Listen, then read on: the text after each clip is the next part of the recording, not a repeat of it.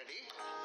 ഒരു 3 സ്പൂൺ മുളക് പൊടി, 1 സ്പൂൺ കുരുമുളക് പൊടി, ഒരു 1/4 സ്പൂൺ മഞ്ഞൾപ്പൊടി, ഒരു 1/2 സ്പൂൺ കായപ്പൊടി, ഇഞ്ചി വെളുത്തുള്ളി മിക്സ്.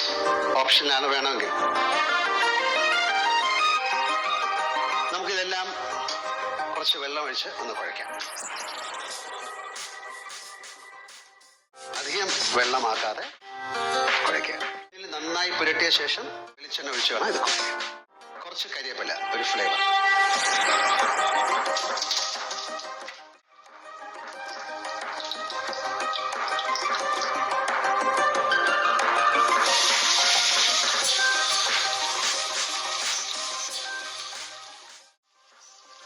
ഓരോരുത്തരുടെ ഇഷ്ടത്തിനനുസരിച്ച് ഇതിനെ ഫ്രൈ ചെയ്തെടുക്കുക. ചില ആൾക്കാർക്ക് നന്നായിട്ട് മുരിയണം.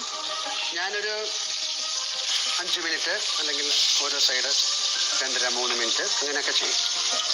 അത് ഓരോ ഫിഷിന് ഓരോ കുക്കിംഗ് ആണ്. അത് യു ഡിസൈഡ്, നിങ്ങളുടെ ഇഷ്ടത്തിന്.